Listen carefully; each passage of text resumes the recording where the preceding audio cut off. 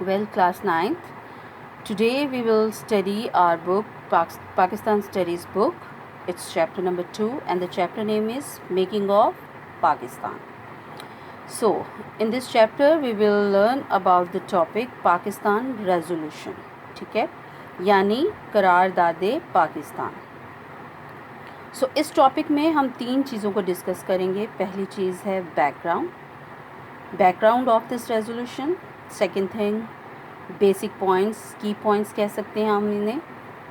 And the third thing reaction of Hindus. Okay, सो क्या हम start करने लगे हैं making of Pakistan, chapter number 2 of पाक studies book of class 9th. ठीक है, and today's our topic is Pakistan resolution.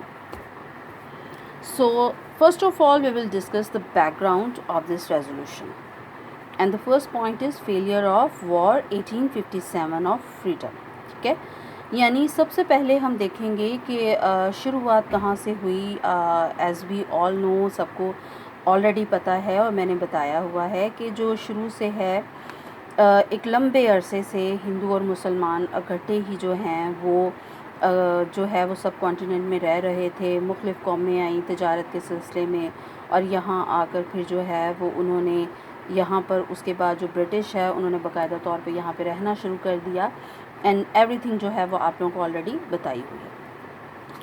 सो जो है जैसे ही वॉर ऑफ फ्रीडम जो है हिंदुओं और मुसलमानों ने मिलकर लड़ी, और इसमें बाकायदा तौर पे उन्हें क्या हो गई, शिकस्त हो गई. जब इस वॉर की शिकस्त उन्हें हुई, इसमें वो हार गए, फेलियर हो गया, तो देन उसके बाद जो कंडीशन थी वो मुस्लिम्स के लिए मज़ीद क्या हो गई, ख़राब हो गई. ठीक है, अब हालात ये हो गए कि उनकी जो जॉब्स हैं उनसे उनको फ़ारिग कर दिया गया. उनके लिए जो आगे बढ़ने की अपॉर्चुनिटीज़ थी वो ख़त्म कर दी गई, और उनकी जो प्रॉपर्टीज़ थी उनसे उनको महरूम कर दिया गया.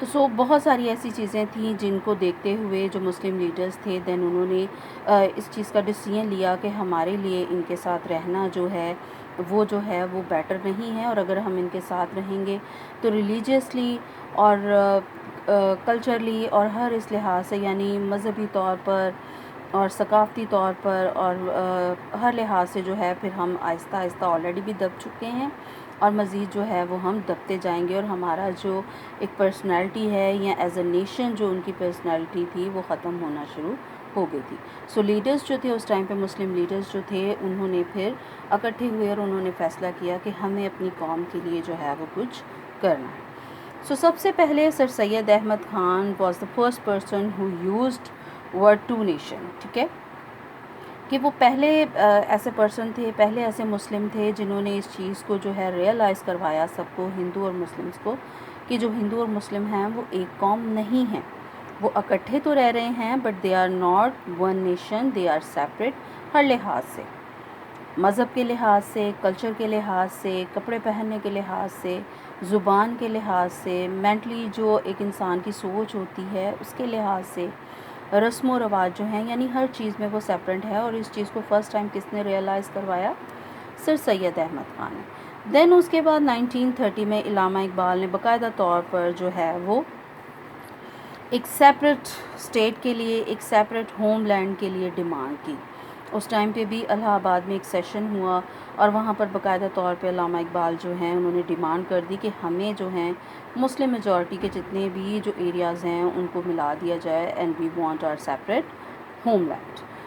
देन 1933 में चौधरी रहमत अली जो थे उन्होंने भी सेम आइडिया, जो उनसे पहले लीडर्स जो हैं उन्होंने अपना आइडिया शेयर किया था, सेम वही आइडिया चौधरी रहमत अली ने 1933 में शेयर किया कि we want our separate homeland, कि हिंदू और मुस्लिम जो हैं वो इकट्ठे नहीं रह सकते हैं, इनका आपस में जो है वो किसी भी लिहाज से वो सेम नहीं हैं. वो इकट्ठे एक एरिया में रह तो रहे हैं but they are not same nation, one nation, they are separate in every aspect of life.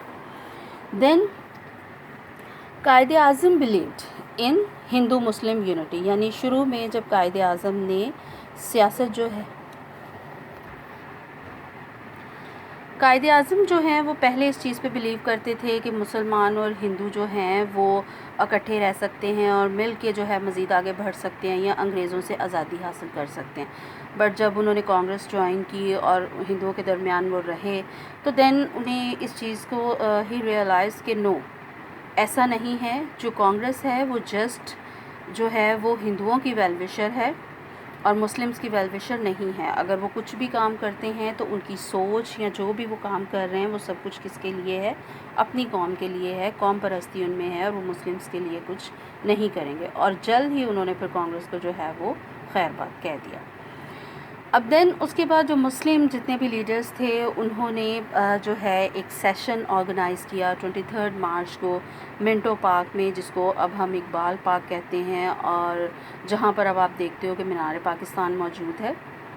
تو وہاں پر سارے جو لیڈرز ہیں وہ اکٹھے ہوئے. اس ٹائم پہ بہت زیادہ عوام جو ہے ہر طرف سے، وہاں پر ایک بہت بڑا سیشن تھا اور وہاں پر جو ہے وہ سب اکٹھے ہوئے اور بہت سارے لیڈرز نے جو اپنا اپنا خطاب دیا، جو تقریریں کی. تو اس میں انہوں نے ایک سیپریٹ لینڈ کے لیے، ایک سیپریٹ اسٹیٹ کے لیے جو ہے وہ ڈیمانڈ کی. ٹھیک ہے، تو یہ تھا ہمارا بیک گراؤنڈ کہ کیا وجہ تھی کہ کیوں جو ہے مسلم اپنا ایک سیپریٹ اسٹیٹ چاہ رہے تھے اور کیا انہیں نقصان ہو رہا تھا. اس کے متعلق جو ہے یعنی ہم نے فرسٹ اپنی چیز جو ہے بیک گراؤنڈ جو ہے اس ریزولوشن کی اس کو کور کیا ہے. اب سیکنڈ تھنگ ہے کہ جو اس سیشن میں بیسک پوائنٹس تھے یا کی پوائنٹس جو تھے جو قائد اعظم نے جو بتایا اس ٹائم کی حکومت کو کہ کیا وجہ ہے وہ کیوں سیپریٹ لینڈ چاہ رہے ہیں، سیپریٹ اسٹیٹ چاہ رہے ہیں، تو اس کے متعلق نیکسٹ جو ہے ہمارا وہ ہم پڑھیں گے. Quaid Azam narrated the situation and events of the past few months. ٹھیک ہے، یعنی پچھلے چند ماہ میں یا پچھلے سالوں میں جو کچھ بھی اس ٹائم پہ ہو چکا تھا، جو مسلمس کے ساتھ جو ہے وہ زیادتیاں ہو رہی تھیں یا ان کو جن جن چیزوں سے ڈپرائیوڈ کر دیا گیا تھا، ان سے چھین لیا گیا تھا اور جس قسم کی زندگی وہ پستی کی طرف وہ جا رہے تھے، تو وہ ساری چیزیں قائد اعظم نے کیا کی؟ نریٹ مینس بیان کی، سب کچھ بتایا اس ٹائم پہ حکومت کو اپنی تقریر میں، اپنے خطاب کے ذریعے.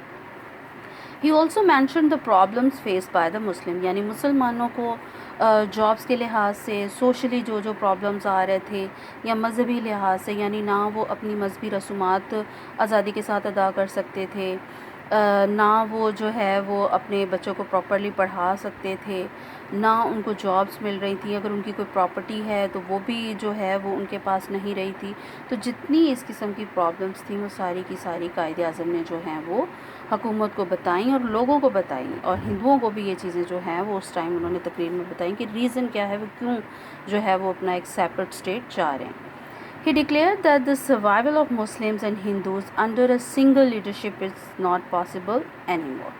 ٹھیک ہے، انہوں نے ہندوؤں کو اور اس ٹائم کی جو گورنمنٹ تھی، برٹش گورنمنٹ، ان کو بھی ریئلائز کروایا کہ وہ یہی سمجھ رہے تھے کہ ٹھیک ہے حکومت چل رہی ہے، حکومت نئی ریفارمز لے کے آ رہی ہے تو گزارا چلے گا، ہم اکٹھے رہ سکتے ہیں اور بڑے اچھے طریقے سے کام چل جائے گا. بٹ نہیں، قائد اعظم نے یہ چیز انہیں ریئلائز کروائی کہ نہیں، اب تک جو ہو گیا، مزید جو ہے وہ سروائیول ان دو نیشنز کا جو ہے وہ پاسبل نہیں ہے. اور اسپیشلی ایک لیڈرشپ یعنی ایک حکومت کے نیچے اب دو مختلف قوموں کو، دو مختلف نظریات رکھنے والی جو دو آئیڈیالوجیز، ڈفرنٹ آئیڈیالوجیز ہیں، ان کو آپ انڈر ون جو ہے وہ چھت کے نیچے، ایک چھت کے نیچے آپ پاسبل نہیں ہے، ایک حکومت کے نیچے یہ چیز پاسبل نہیں ہے کہ آپ انہیں رکھو. ٹھیک ہے، دین he suggested the idea of a separate state for the Muslims of India. ٹھیک ہے، اور اپنی ساری تقریر کے بعد، مسلمانوں کے پرابلمس بتانے کے بعد انہوں نے لاسٹ پہ کہا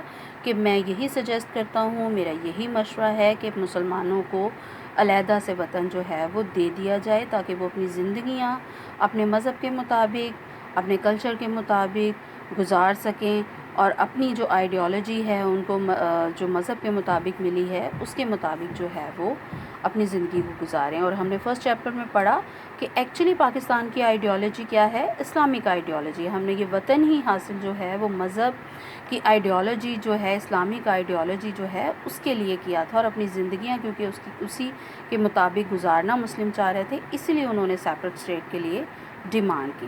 اب ہمارا جو تھرڈ ٹاپک ہے وہ کیا ہے، اس ریزولوشن کو اس ٹائم پہ جو قرارداد پیش کر دی مسلمانوں نے، اور حکومت کو جو ہے وہ ماننا بھی پڑی بعد میں اس چیز کو، تو اس ریزولوشن کے اس ڈیمانڈ کے بعد میں جو ہندوؤں کے ریئیکشنز آئے تھے، اب اس کے متعلق ہم پڑھیں گے۔